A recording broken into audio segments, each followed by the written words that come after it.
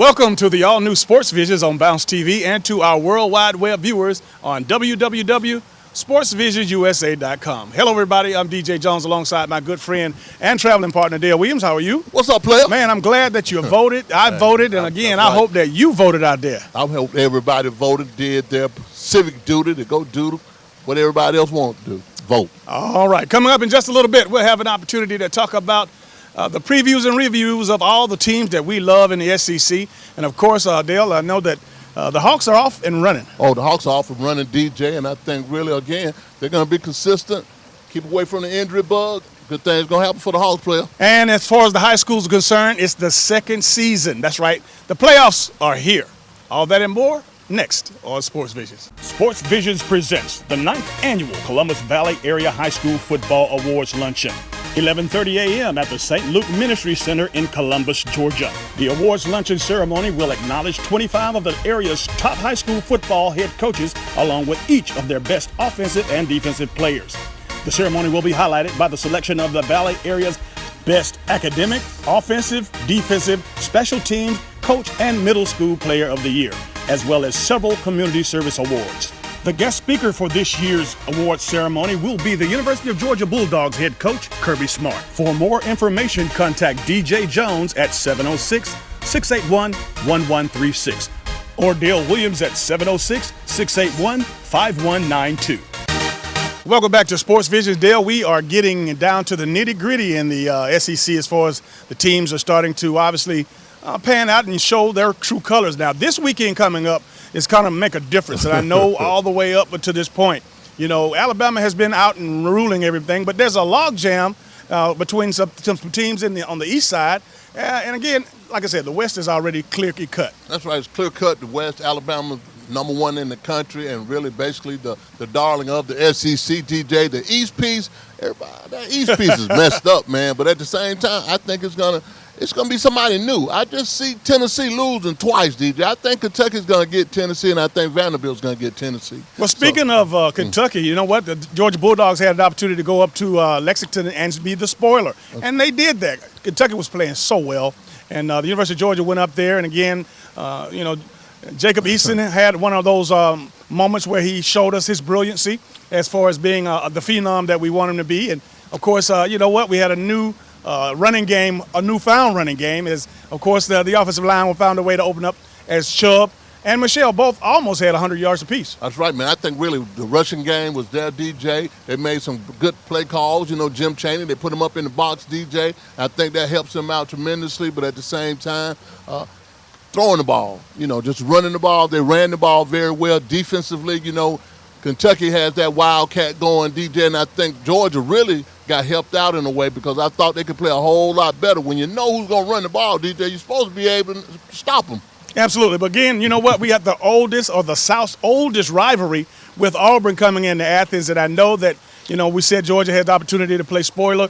They knocked off Kentucky. Boy, this would be big if they could knock off a highly ranked Auburn team. Well, you know, DJ, tradition has it, man. You know, Georgia usually wins when they don't supposed to win.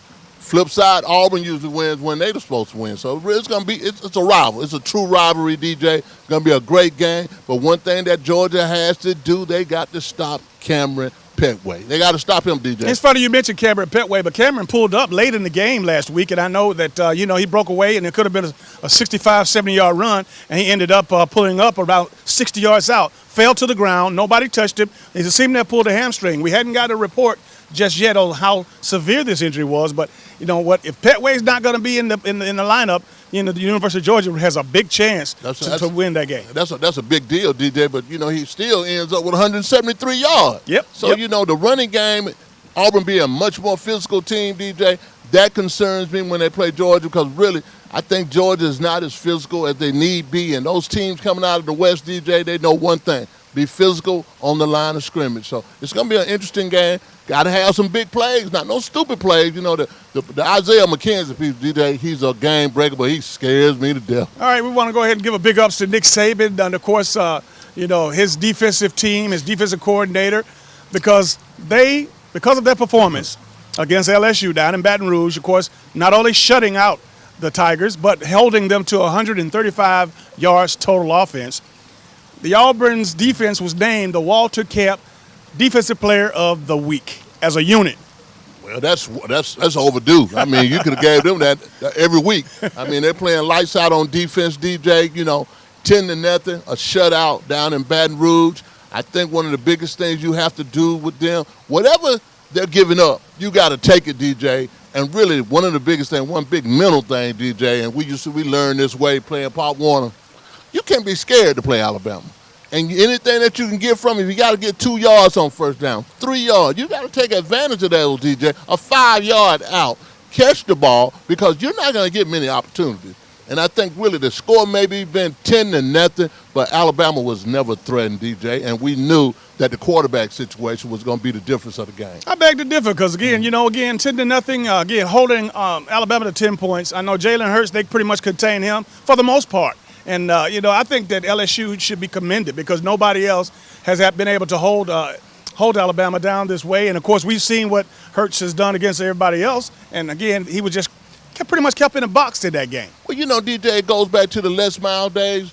If you don't have a quarterback, a dual threat quarterback, and I just knew LSU would put their guy in, but they never did. I think you got to give Alabama some problems with that, and I think dual threat quarterback does. But during this game, I didn't feel as a fan, and as far as just watching the game, I never saw Alabama really be in trouble in this game. Yeah, LSU played good enough to win the game defensively, but again, they still don't have an offense. Last but not least, the Georgia Tech Yellow Jackets got a thumping up in Chapel Hill. Of course, got beat by over more than 20 points against North Carolina. But again, they got a Virginia Tech team that has been playing pretty well recently. Really, to play North Carolina now you got to play Virginia Tech. These teams are won or were tied for the coastal region in the ACC. That's going to be an interesting game. But North Carolina, again, we saw this the first game, DJ. They're good. They're a couple of plays away from being right there with Clemson. I think they might end up winning this division, but Virginia Tech is just as good. But, you might have a rematch between Clemson and North Carolina from last year, and that's probably going to be the best championship game that they can probably come up and really look forward to in the ACC. All right, let's go ahead and take a look at our Chick-fil-A Picks of the Week. All right, our Chick-fil-A Picks of the Week, we got Alabama against Mississippi State. Auburn travels to Athens, Georgia to play the Bulldogs. Georgia Tech will travel to Virginia to see Virginia Tech. Michigan against Iowa. Baylor against Oklahoma. Stanford against Oregon. And Washington against USC. Don't forget to stop by Chick-fil-A on Bradley Park and fill out your Picks of the Week form. Now let's take a look at our Black College scores and schedule for this week.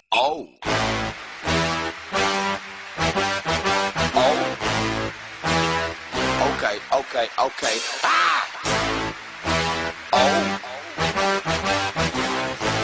Hey, I'm trying to get crunk. It's time to save during the Nissan Year of the Truck and SUV event at Headquarter Nissan. Now, save $4,500 on new Rogue. Save $10,000 on all remaining 2016 Nissan Titan XDs. And get America's best truck warranty. Take on any job with Nissan trucks and SUVs from Headquarter Nissan. Yes, Columbus is a Nissan town. Now it's going to be a Titan town. $10,000 off 2016 Titans. When I decided to write a ton of world-famous music after I'd lost my hearing, people thought I was crazy. Just like the other day when I wanted chicken for breakfast. People thought I was crazy again. How'd everything play out? Let me tell you about it. I'll bet you $10 that you have heard the tune I'm singing now, because I went on to be the best composer of all time. Then I went down to Chick-fil-A and ordered their brand new egg white grill. The whole thing was 300 calories and seriously the best thing I've ever had. So to recap, I'm the best composer ever in the entire world. And Chick-fil-A's new egg white grill is really, really, really, really, really, really good. Chicken for breakfast. It's not as crazy as you'd think. Try the new egg white grill from Chick-fil-A. Welcome back to Sports Visions. It's now time for our Atlanta Falcons report. And Udell, we are just beyond the halfway point, and I think it's safe to give our Atlanta Falcons a clean bill of health. I think that they have a passing grade, and they that much closer. They could very well have a a perfect grade. Oh, man, really, you take a play here and a play there, DJ, they might be the number 1 or 2 ranked team in the whole NFL. I think really they're playing very well on the offensive side of the ball. Matt Ryan is doing his thing. 4 TDs, always over 300 yards passing. Julio Jones doing his thing. And really the way they beat Tampa Bay, it makes you think like, man, these boys are pretty good on offense, and they seem to have just kept their foot on the gas on defense. That's what I want to see them. Yeah, they got 4 rookies playing, DJ, but they're not rookies anymore. So I think if Dan Flynn turn these guys loose and start blitzing a little bit more, doing a little, putting some little tweaks here and there, they're going to be tough in the second half, man. I'm glad they got to play, of course, on Thursday earlier in the week, and then got the benefit of having this weekend off before, of course, the game on Sunday up in Philly. But, the Falcons, are just phenomenal right now. Matt Ryan, as you said, he is leading the league not only in touchdown passes but yards, and he's 3rd in QBR. That's what I mean, man. He's having an outstanding year. You can tell he worked on throwing the deep ball. He's got a little quicker. He can roll out. He's gotten a lot more mobile. So he's done his part. Julio Jones, what can you say about Julio Jones, man? They need to give him some more money. But Julio is doing his thing and doing it the right way. You don't hear a lot of mouth with Julio. He's a good example, and I think he's a great player for the Atlanta Falcons to have. But the defensive piece, if they can turn up defensively, DJ, and keep on doing the things that they're doing on offense, the Falcons going to be tough, man. I like what I see coming down on the backside. But, again, you keep in mind, Carolina is making strides. They've gotten better. Of course, Drew Brees has crunk it up. And he's, again, I saw this statistic, 15 yards of over 400 yards in each game. That's an NFL record. I mean, Drew Brees. 15 times. Drew 15 Brees, times he's thrown for 400 yards. When you start talking about the first half MVP, the Tom Brady piece, the Matt Ryan, and you got to throw Drew Brees in there, these guys are playing outside of the box, really. I mean, most of the games with Drew Brees, he's almost throwing for 500 yards. But I think really the biggest thing with the Falcons, if they can make it through this bye week and they don't have any major injuries, and you get Coleman back and you get Freeney back and you get these players back, they can make a run, DJ, because at the same time, the last 2 games of the year when they got to go play the Panthers up there in Charlotte, and then they got to come back on New Year's Day and play the Saints, they got to have both of those games. And I think really they'll be the divisional champion. Absolutely. And I can know that the Carr kid, he gets called his brother's name all the time, David Carr, but Derek Carr, you know what? He's a young man. He's a very young man. He's only been in the league a couple of years now, but he seemed to have all the tools. Of course, he's throwing to the former great from Alabama, Amari Cooper. And then, of course, he got the leftover from San Francisco 49ers that's out wide as well. I can't think of his name. Crabtree. Yeah, Michael Crabtree. Mm-hmm. These guys are, these are some weapons, some legitimate weapons. These are legitimate weapons. And Carr is getting them the ball. He's getting them the ball, DJ. And when you put both of those guys on the same side, you can't double them up, DJ. And then they got tight ends, and then they got really some other possession-type receivers. But he's getting them the ball. And I'm going to tell you, that number 28, that running back, man, Murray, he's pretty good. They have 3 running backs to keep that running game going. And you know what?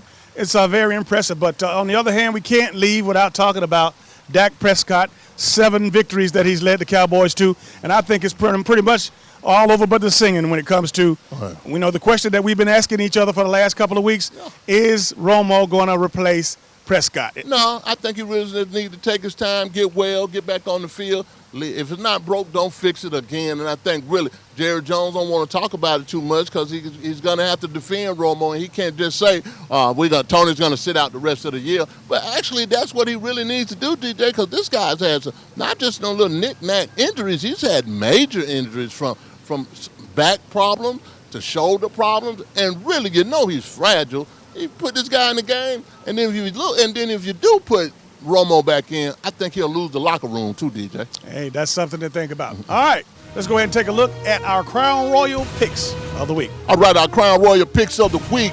We got the Falcons going to Philly to play the Eagles. The Denver Broncos will travel to Mercedes-Benz Stadium in New Orleans to play the Saints. The Kansas City Chiefs will travel to Carolina to play the Carolina Panthers up in Charlotte. The Bears will play Tampa Bay. Dallas will travel to Pittsburgh to play the Steelers. The Seahawks will play the Patriots. The Bengals will play the New York Giants. Don't forget to email Dale Williams at sportsvisionsusa.com with your picks before 12 o'clock on Sunday.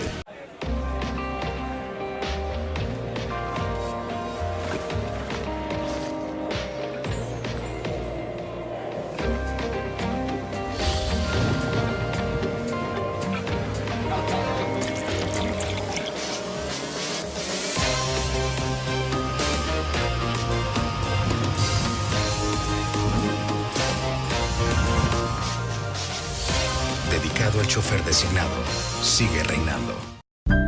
Live in the spotlight with Sports Life Entertainment. Enjoy our 50-passenger luxury party buses or corporate coaches.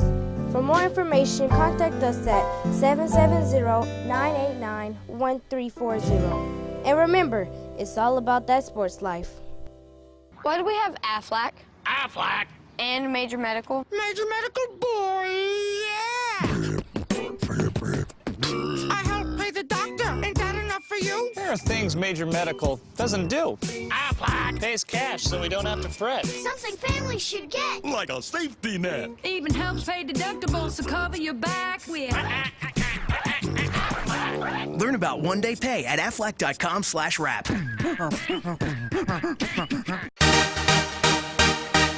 And welcome back to Sports Vision. And on the segment on Where Are They Now, we're joined by the legendary Rudy Allen Jr., legend in this town for many years. Welcome to the show.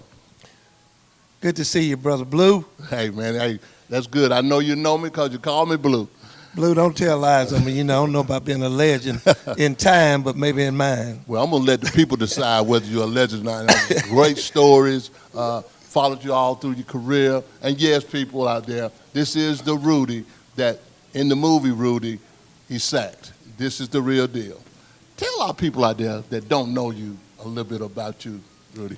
Well, I grew up in Columbus, Georgia, the oldest of 7 children. Daddy was a preacher, so I was a PK. And need I say any more about that? But grew up in a very loving family and played sports all through my life. Started playing baseball down at Edgewood early on, and we've just had an opportunity to have great support, you know, from family and friends in this city, and you know, we've always loved Columbus and went away for a minute and decided to come back and, you know, sow seeds right here in the city. Well, again, there's another legend in your household, and I would be remiss if I didn't admit Reverend Rudy Allen Sr. Absolutely. Now, and he's always been the leader of your whole family, and you got all the ministers in your family. I don't even go, everybody in the family is a minister. Right, just about. But talk to our people out there and our athletes about the way you came up from the standpoint of being at Rockchild, being the first one to integrate Rockchild, then going on to Kendrick High School, and then also to Georgia Tech. Well, I was asked by my dad to take a ride one day, and didn't know where we were going, and he didn't ask. But, you know, when we got on the little trip, he asked me where was I going to school, and I told him very clearly, Dad, I'm going to school with the boys. I'm going to Carver. He said, you sure? I said, yeah, I'm real sure. He said, well, I think you need to, you know, give it a second thought and go over here to the new school, you know, over in East Columbus. And I said, Dad, I really want to go where my boys are going. He said, no, you need to go over here. So make a long story a little bit longer, when I got there, I realized that I was the only African-American in the school. And back in the early 60s, you know, there was a lot of racial tension even in this city. And of course, to make a long story just a little bit longer, I was challenged for my lunch money. You know, I was called everything except a child of God. But really, it was there at that school that I grew up. One day in the classroom, I looked around in the classroom and I said to myself, you know, I know that you sometimes try to act the class clown just to fit in. But as I looked around that room, Adele, I realized that these would be the same people that I would be competing against when I, you know, got out into the world of work. So I went from the class clown to the teacher's pet, and I became a all-A student, and also excelled in football and basketball there. Went on to Kendrick High School, and there became a you know, All-American quarterback, and then on to Georgia Tech, where we played 4 years and lettered, you know, in Atlanta. And you know, before there was a DJ Jones and a Dale Williams, there was a Rudy Allen, the number 9, the Joe Gillum type, 6'2", 6'3" quarterback. You were the picture-perfect quarterback in our eyes and sight. When you look back now and you look at the opportunity, the way football is played now, what things do you kind of regret or wish you could do over again when it comes to that? Well, one of the things, Dale, that I wish I could do over, I was mad. You know, I was just mad at the situation, especially when I got to Georgia Tech. There was no doubt in anybody's mind that I should have started. But Pepper Rogers from UCLA, you know, with his perm and his shoulder bag, in the wishbone, brought a young man in, and we were good friends, that was a defensive back, actually, and made him a quarterback. So that means that basically, you know, I had to share time. And I was mad. And, you know, sometimes that affects your performance.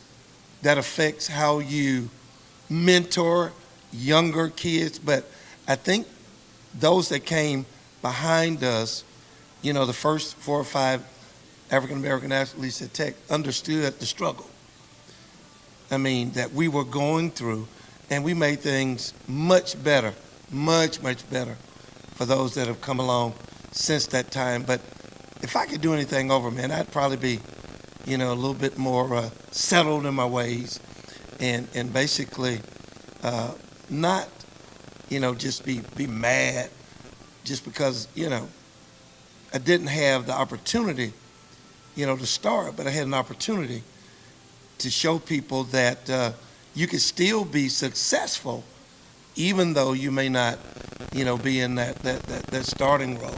So I just learned to be humble. That's the bottom line. I learned to be humble from that experience. So all this football and all this experiences that you had to go through, segregated school, being the only black on the team, how did that help you in the business world when you got out? Well, actually, even back in the Eastway days, I had to compete. Not only did I have to compete, you know, I had to fight. I had to fight just for existence. And I recognized that education is free. And while I had that opportunity, I had to take advantage of that opportunity because, let's be honest, back when we were coming up, you know, African Americans were not given opportunities. They had to make opportunities. So, you know, basically I had to learn not to count days. I had to make days count. So that's when I really started to, you know, get down to business with academics. You know, athletics was never a challenge, but it was academics. And the same thing at Georgia Tech. I mean, that was a big challenge. But I learned to work. I knew I had to go to work. And I also recognized that possibly, you know, pro football was a long shot. I was diabetic, and then, you know, didn't get a lot of playing time. So I had to be prepared that, you know, if I didn't get a chance to play pro football, I knew that I could be successful in the world of work. And we were. There you have it. Rudy Allen, the living legend himself. We could go on and on and on, but check this out on our Facebook page. And again, welcome to the show. Thank you for coming on the show and appreciate everything that you've done for us and been a great role model. Good to see you, my brother. Thank you. Amen. We'll be right back in a moment.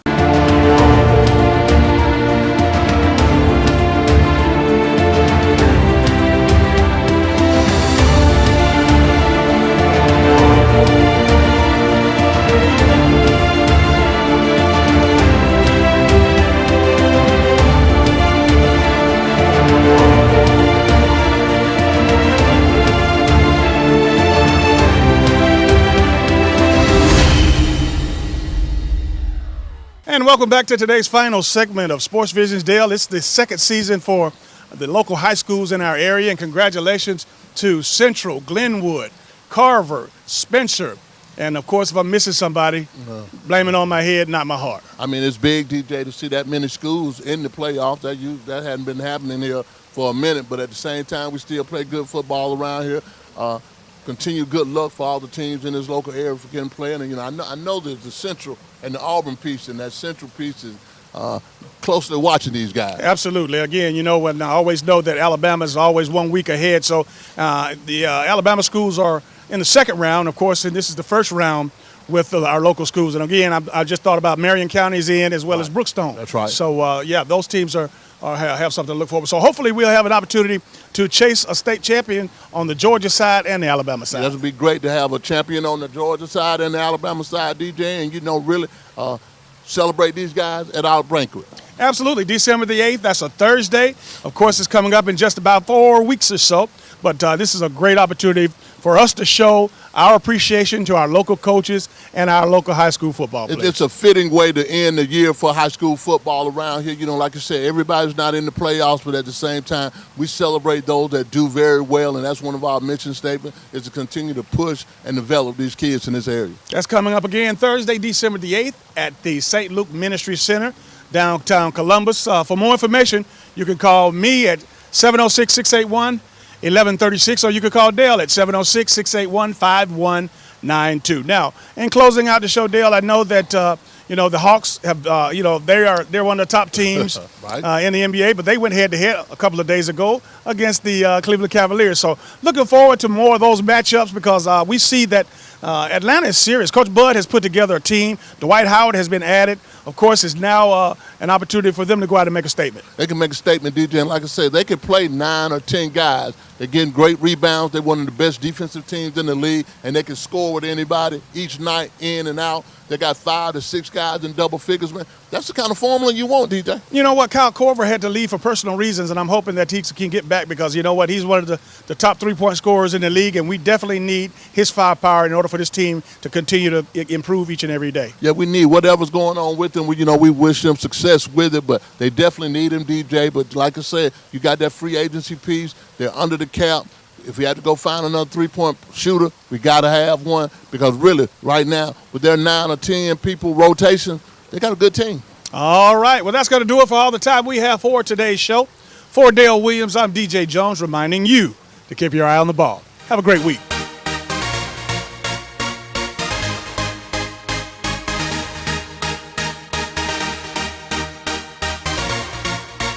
Matthew 6:33, seek ye first the kingdom of God and his righteousness, and all these things will be added unto you.